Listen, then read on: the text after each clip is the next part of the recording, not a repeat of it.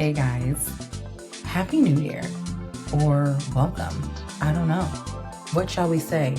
I've tried to do this multiple times and I always have the same story about this podcast, but we are here and we are going to do this again. And what better way to start than leading into the new year, shall we?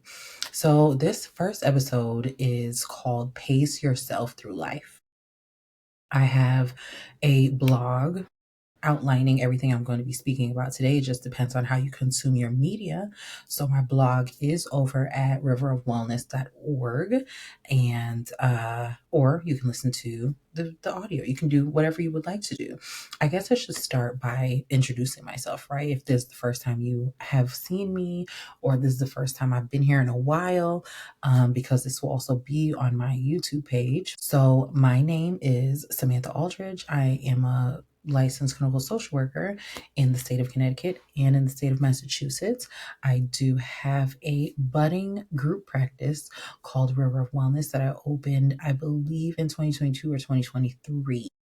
And I recently hired on 2 clinicians to just continue to serve the community and provide services and scale the business and just continue on. So, that's like the businessy side, but then we have the other aspects of myself that I'm hoping scaling leaves room for, right? Like this. I have always been a YouTube head, I guess. Do I age myself when I say that? I don't know. But I've always been on YouTube, and that is because when I was 16, I am twice that now, plus some. In 16? In my teens, in my mid-teens, I was diagnosed with cancer, and I have the scars to show, the warrior scars to show everyone if they ask. But from that experience, my hair fell out, and I had to learn how to actually care for my hair. So my middle sister, okay, directed me towards YouTube to kind of figure out how to style my coils. So this hair that you see on my head right now, if you're watching, um, comes from that time of my life. I'm not sure if I would have gone natural. I was perming my hair using a creamy crack, okay, before then, and then transitioned involuntarily. My hair fell out because of chemotherapy. So that's a part of my artistic side and creative side. I also spent 2 years in art school. Didn't finish because I transitioned over to social work. Hello. And all this comes together to make me this 30 some odd woman in front of you who likes to work in the medical field. That's what I do in the daytime, and also meet with people who have who are trying to break their generational cycles, maybe the negative ones, the not so helpful ones, the unhealthy ones in their families, particularly people who are of Caribbean descent, or have some sort of cultural difference than just being American. I'll say that because I do have some people on my caseload that Caribbean doesn't fit. Okay. So yes, I'm here meshing the two parts of me, the artistic side of me, the creative side of me, the social working side of me, and honestly, also the spiritual side of me. So through these episodes, you'll get a little tidbit of a lot of it. Okay. So let's get to why I'm here today. So, like I said, and sorry for the lip smacks, it's something that I'm working to overcome in my life. But this episode is called Pacing Yourself Through Life, right? So, during Black Friday, okay, that was just a few weeks ago, I was really, really good, okay, because I just told my friend that I have a order from Amazon Spirit, okay? The desk I'm using right now, I want to order one. I want to order another one so bad. But I have a desk. Okay. Little ASMR for you. I have a desk. So that's what we're going to use. We're going to use what we have and not spend the money. But that was not true on Black Friday. On Black Friday, I made one purchase, and it was the Everyday Magic Planner by Maddie James because it was marked down. And I did go through a stint in life where I felt like I was a little disorganized in every area of my life. So I felt like this was going to help me. That's how I talk myself into things. But it has been helping because I use it at work, and I will report that it has been helping me. So that's what I got for myself on Black Friday, the one thing that I got. And each day of the planner, it has a few prompts. And one of the prompts says, how will I make today magic? And one of the days I wrote down, take it easy, manage your pace, take it in stride. And since writing those words down, it just came from like this knowing where I like my body was feeling and knowing how much of myself I actually had to give that day. So I just needed to like say it at the time to remind myself that you are only working with a certain amount of energy and you need to make sure you pace yourself throughout this day to get through the whole day. The whole day, not just the top of the day, not the end of the day. Like we need to have this energy sustain you throughout the week, or not throughout the week, Lord have mercy, throughout the day. So since then, these reminders have been stuck with me. They've just been kind of rattling around in my mind, and they have been really with me as I wrap up this year of 2025. And usually, when all of us are headed into the new year, we have all these lofty dreams. Okay, that's what they are. And we want to run full steam ahead and start planning for the whole year. We just be planning. And at the end of this year, I just was working on sustaining. So whatever I started in quarter four, okay, just sustain it to the end of quarter four. And one thing that 2025 taught me is that God really is in control. Okay. He is really that guy. He is really in that control. You know what I'm saying? Because the amount of things that I had planned and wanted to do, the amount of things I tried to do, the amount of places I tried to go and couldn't do any of it. All my plans that I had made were wiped out, just completely boom, boom. And my friend did point it out that I get to a point where I'm almost about to make a decision and then it gets yanked away, away. So not much really came to the forefront based on the small list I thought I had in 2020 at the beginning of 2025. I had like three things, but again, they were three lofty goals, right? And most of the plans were interrupted, and I had an attitude about it. I did, and I still kind of do, but I'm all right now. But with that being said, I'm grateful for the redirection because now I feel like I'm on the right track. And when I say I had lofty goals, one of the goals was growth in my business. But in the beginning of 2025, I just wanted to grow my business by like 5 clients. At the end of 2025, I have more than the 5 clients that I thought I was going to get. And I have 2 clinicians. That comes with a lot more responsibility, a lot more stressors, different things that I have to keep tabs on, but it's growth all the same. Amen and amen. So, going into 2026, what does sustaining look like to me? Now, I can tell you what sustaining don't look like to me. We are not going to try and start every activity, every plan, every program, every goal, every resolution on the 1st of January. That's not how we're about to run this year. That's not how I'm gonna run this year. I'm giving you this information for you to maybe make a different decision about how you want to live your life in the first quarter of 2026. All right.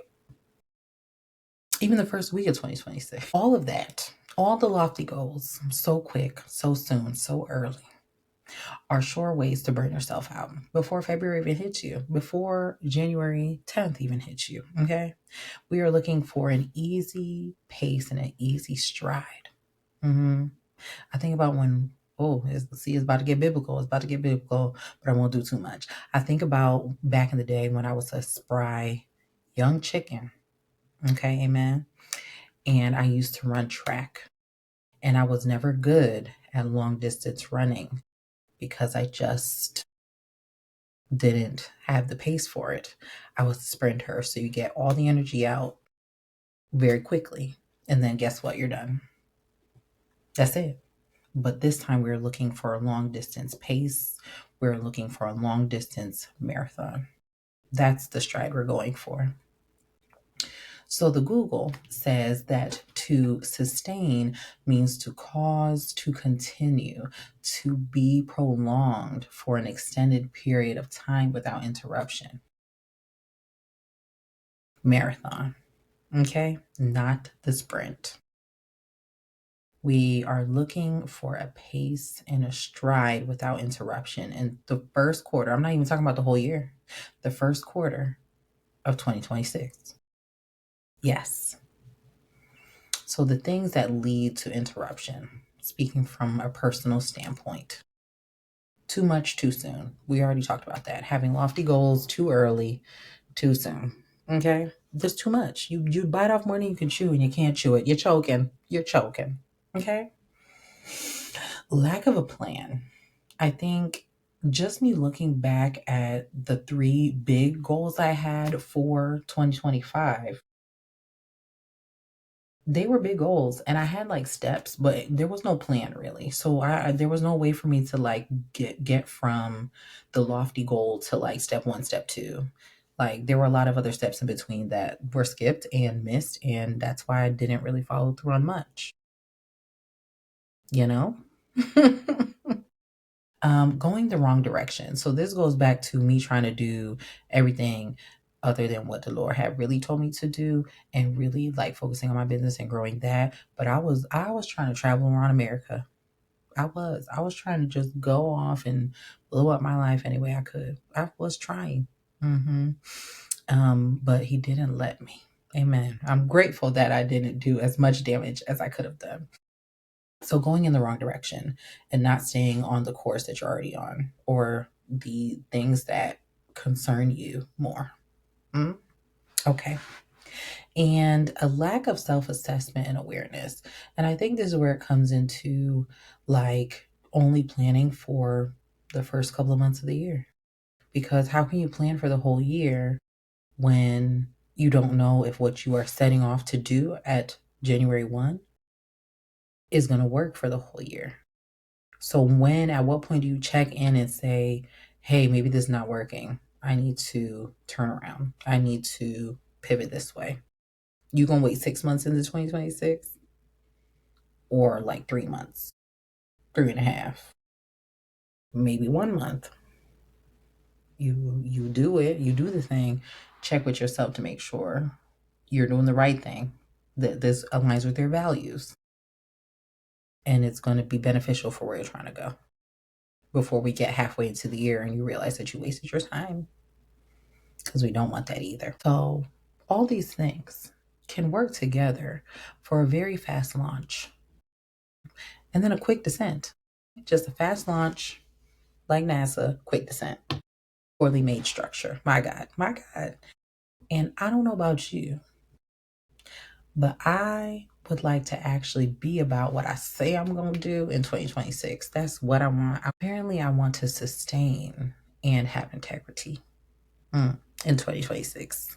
Those are the words. Sustaining integrity. Those are the words for 2026. So, how am I going to live out this easy pace and easy stride in the first quarter of 2026?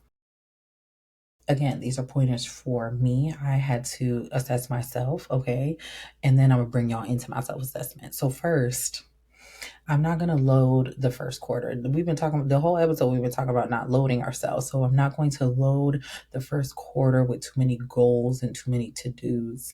Whatever I started in the last quarter of 2025 has not been perfected in these 3 months. It has not. This is like baby stage of stuff. The mission for 2026 in the first quarter is just to continue to sustain those things from 2025. To continue to build and work through those things. And that means less stress at the beginning of the year, We're not creating new things.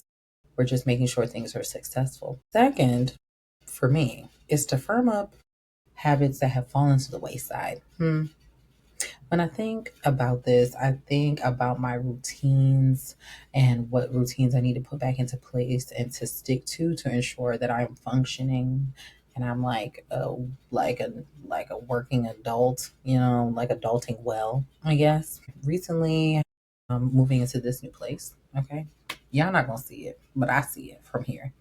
I instituted a Wednesday cleaning, Wednesday bathroom cleaning. So no matter what happens on Wednesday, by the end of Wednesday, the bathroom gotta be cleaned.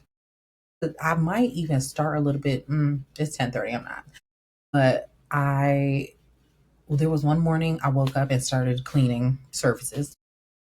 Another, the holiday season got me, y'all, and I did clean my bathroom on a Thursday, but Wednesday is the day for the bathroom cleaning to make sure at least that those things are done. And then after you clean the bathroom, it like travels into the kitchen. You just clean other services. You just continue. Make sure you have a rhythm of something to stick to and to like a point of reference.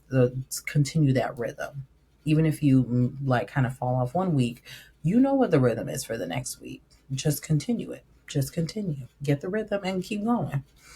Um, Another thing that I want to do is start going back to the gym.